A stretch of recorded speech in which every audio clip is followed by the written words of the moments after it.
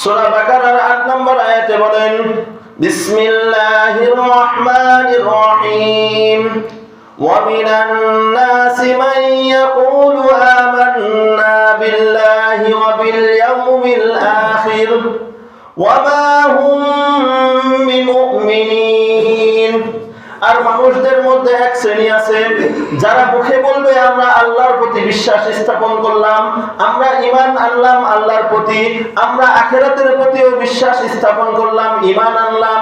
আল্লাহ তাবারক ওয়া তাআলা সূরা বাকারার ৮ নম্বর আয়াতে ঘোষণা দিচ্ছেন, তারা যতই মুখে বলুক না কেন তারা ঈমান আনছে, মুসলমান আনছে, তারা মুসলমান বলুক না কেন, তারা মূলত ঈমানদার নয়, তারা ঈমান আনেওনি।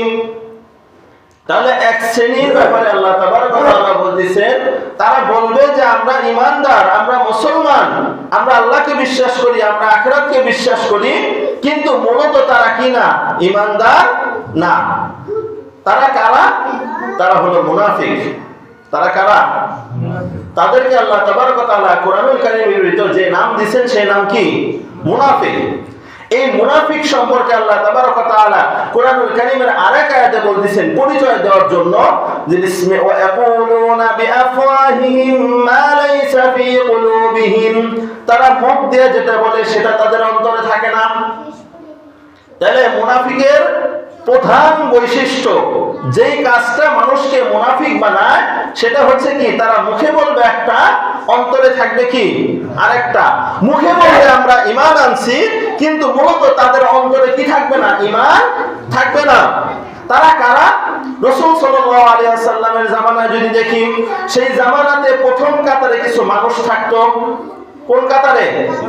নামাজের প্রথম কাতারে কিছু মানুষ থাকতো, বড় বড় জুব্বা পরতো, রাসূল সাল্লাল্লাহু আলাইহি ওয়াসাল্লামের সাথে সব সময় থাকতো।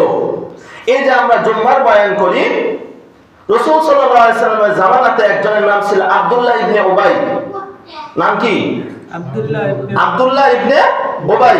আল্লাহ রাসূল সাল্লাল্লাহু আলাইহি ওয়াসাল্লাম বলেন, পৃথিবীর ভিতরে যত নাম আছে আল্লাহ তাবারক ওয়া তাআলার কাছে সবচেয়ে প্রিয় নাম হচ্ছে দুইটা, একটা হচ্ছে আব্দুল্লাহ আর আরেকটার নাম হচ্ছে আব্দুর রহমান।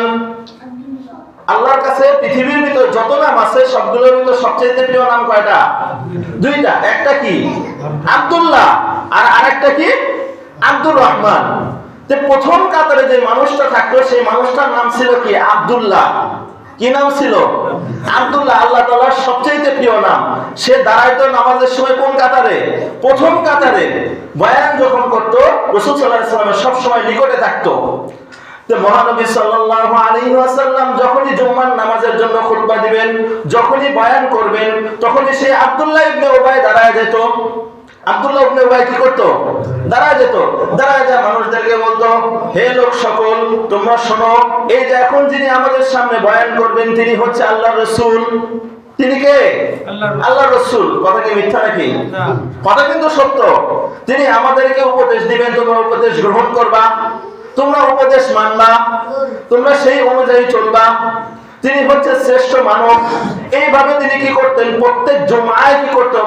মহানবী সাল্লাল্লাহু আলাইহি ওয়াসাল্লামের প্রশংসা করতেন। তারপরে মহানবী সাল্লাল্লাহু আলাইহি ওয়াসাল্লাম কি করতেন? জুম্মার আলোচনা শুরু করতেন। এইভাবে করতে করতে একটা বছর, দুইটা বছর, তিনটা বছর পার হয়ে গেল। যখন উহুদের যুদ্ধের সময় আসলো, কোন যুদ্ধ? উহুদের যুদ্ধের সময়। দেখেন মুনাফিকদের চিনবেন কিভাবে?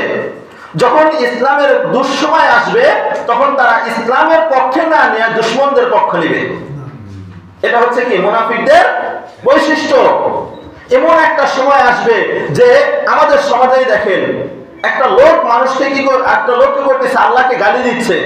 অথচ আমাদের সমাজের মধ্যেই কিছু মানুষ কি করতেছে? যে আল্লাহকে গালি দিচ্ছে তার বিপক্ষে না যায় তার পক্ষে কথা বলতেছে। এটা কিসের আলামত? কিসের আলামত বলেন না কেন? মুনাফিকের আলামত। উহুদ যুদ্ধের সময়ের ঘটনা। আল্লাহ তাবারক ওয়া তাআলা ঘোষণা দিলেন যে তোমরা উহুদ যুদ্ধের জন্য প্রস্তুতি নাও।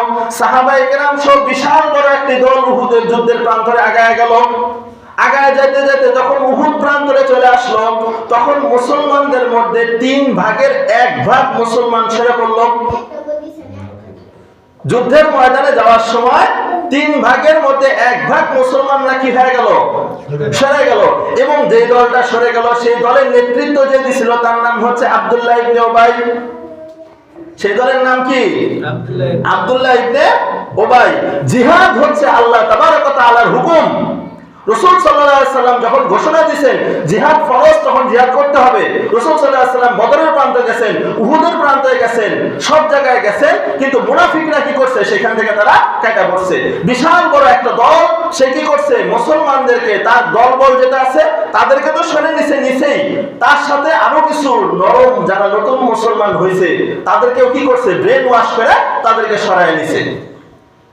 সরায় নিয়ে যাওয়ার পরে আল্লাহ তাবারক ওয়া তাআলা ঘোষণা দিলেন, যেই সমস্ত মানুষ উহুদের প্রান্তর থেকে পালায় গেল, যুদ্ধের ময়দান থেকে চলে গেল, তারা হচ্ছে মুনাফিক। তারা কি? মুনাফিক। এই যে তাদের আসল রূপটা প্রকাশ পায় গেল, তারা এতদিন পর্যন্ত মানুষের মধ্যে কি করতেছিল? ইমানদার হিসেবে দাবি করতেছিল, মানুষের কাছে ভালো কথা বলতেছিল। পরিচয় পাওয়া গেল কখন? জিহাদের ময়দানে যায়।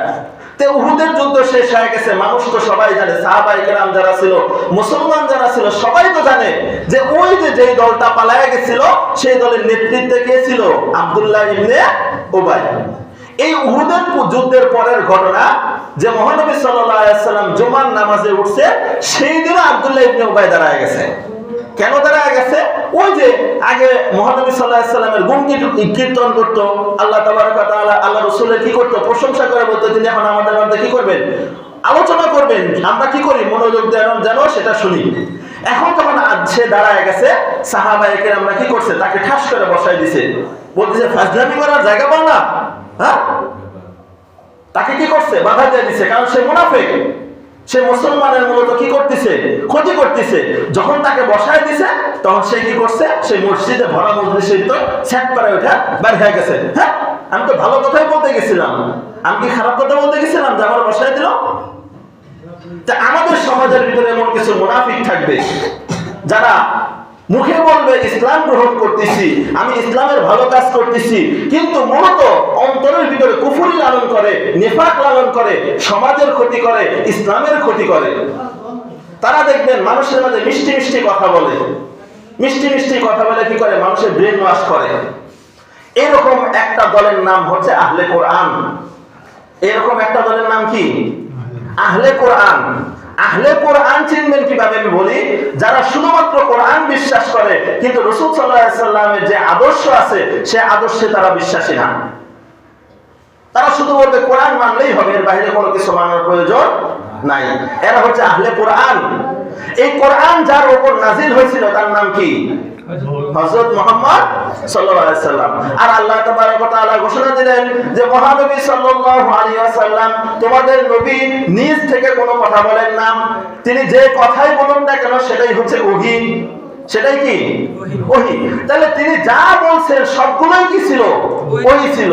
এখন কিছুগুলোকে আল্লাহ রাসূল সাল্লাল্লাহু আলাইহি ওয়াসাল্লাম বলছেন যে এগুলো কোরআন হিসেবে তোমরা রাখো, আর অন্যগুলোকে আমার আদর্শ হিসেবে।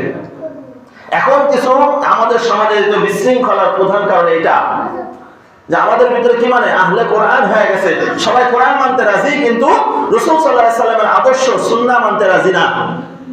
তারা মানুষদেরকে ধোঁকা দেয় যে কোরআনের ভিতরেই তো সব আছে, তাহলে হাদিস মানার প্রয়োজন কি? সুন্নাহ মানার প্রয়োজন কি? আরে সুন্নাহটাও তো মহানবী সাল্লাল্লাহু আলাইহি ওয়াসাল্লামেরই অংশ, ওটা কি আলাদা কিছু নাকি? হ্যাঁ, একটা ভিতরে আল্লাহ তাআলা বলছেন তিনি এই কথাগুলো বলতেছেন, এটা আল্লাহর কথা, সুতরাং সেটার নাম কি? কোরআন। আর একটা হচ্ছে যে আল্লাহর ওহী, কিন্তু ভাষা তার, ভাষা কি তার, সেটার নাম কি? হাদিস। সেটার নাম কি? হাদিস। আমরা বুঝি না, আমাদের বুঝতে ভুল হয়, এর জন্য আমরা ধোঁকায় পড়ি। আমরা কি করি? ধোঁকায় পড়ি। আমি মুনাফিকদের নিয়ে আলোচনা করতেছিলাম, তারা মুখে বলবে একটা, অন্তরে থাকবে একটা। এই মুখে থাকে একটা আর অন্তরে থাকা একটা। আল্লাহ তাবারক ওয়া তাআলা সূরা বাকারার 9 নম্বর আয়াতে বলতেছেন যে ইউখাদিউনাল্লাহা ওয়াল্লাযীনা আমানু, মুনাফিকরা মনে করে যে আল্লাহ তাবারক ওয়া তাআলাকে তারা ধোঁকা দিতে পারতেছে, মুসলমানদেরকে ধোঁকা দিচ্ছে, যারা ঈমান আনছে তাদেরকে ধোঁকা দিচ্ছে। ওয়া মা ইয়াখদাউনা ইল্লা আনফুসাহুম ওয়া মা ইয়াশউরুন। কিন্তু তোমরা জেনে রাখো মুনাফিক যারা, তারা মূলত নিজেদেরকেই ধোঁকা দিচ্ছে, তারা নিজেদের ছাড়া অন্য কাউকে ধোঁকা দিতে পারতেছে